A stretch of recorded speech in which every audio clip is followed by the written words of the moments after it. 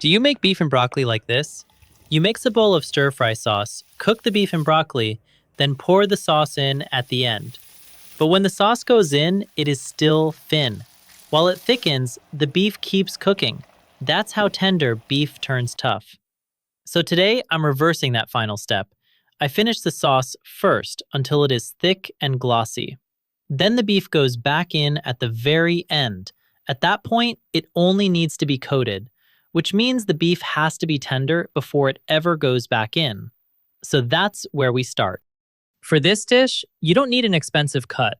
Just pick something lean, without too much connective tissue. Trim it into blocks you can work with. Look for the grain, the direction the muscle fibers run. Then slice against it, about 3 millimeters thick. Cutting against the grain shortens those fibers, so the beef stays tender instead of chewy. Now, the marinade. This is what makes or breaks tender beef. Start with a base seasoning, just enough to build a foundation, and leave room for the sauce later. Now the key, a little baking soda. It does two things. It keeps the beef tender, and it helps the meat hold water. That's what lets us add all this water in. Add water in 3 rounds, about 20% of the beef's weight. Each time, let it fully absorb before the next. This water is a buffer. When the beef hits the heat, that's what it loses first, instead of its own juices.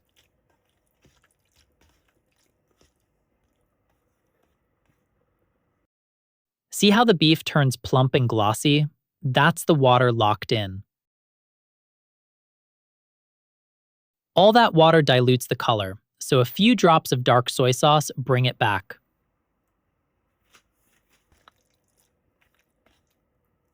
Then cornstarch, tossed on lightly. This is the coat that seals everything in. Once it's coated, a little oil to keep the slices from sticking. Then cover and rest it in the fridge for 20 minutes.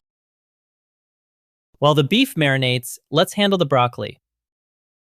Salt the water, then blanch the florets for 2 minutes, just until bright green. Then out. Now the beef. This is oil-blanching, a Chinese technique that uses more oil to cook the beef fast. It looks like deep frying, but it isn't. Instead of letting the beef sit, you keep it moving the whole time, breaking it apart so every slice cooks evenly. You'll know the oil's ready when chopsticks send up a steady stream of tiny bubbles. Slide the beef in, break it apart, and keep it moving.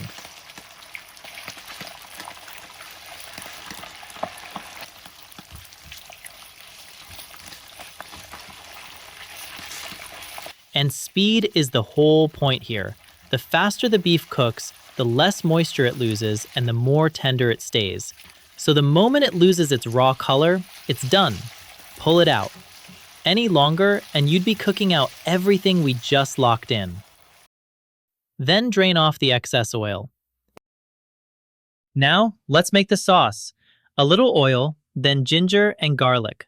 Let them release their aroma. Now add water or stock, then light soy sauce, dark soy sauce for color, oyster sauce, rice wine, sugar, and white pepper. Bring it to a boil. Give it a taste. Now's the time to adjust it. Most recipes save this step for the very end, but I want the sauce finished before the beef comes back. Stir the starch slurry again, then drizzle it in, a bit at a time. Get it to the consistency you want. Too thick? A splash of water. Too thin? A little more slurry. I can fix any of this right now because the beef isn't in the pan yet. Once the sauce is ready, in go the broccoli and the beef. Toss it quickly, just until the beef is coated. That's it. The beef isn't cooking in the sauce, it's only being coated. The less time it spends back in the pan, the more tender it stays. Of course, for a quick, dry stir-fry, a pre-mixed bowl sauce works just fine. Finishing the sauce first is for dishes like this one, thick, glossy, coating every piece. But once you have this order down, it's not just beef and broccoli. Velveted chicken, mushrooms, shrimp, same sauce, Same sequence. Finish the sauce first, then let the food come to it. See you next time!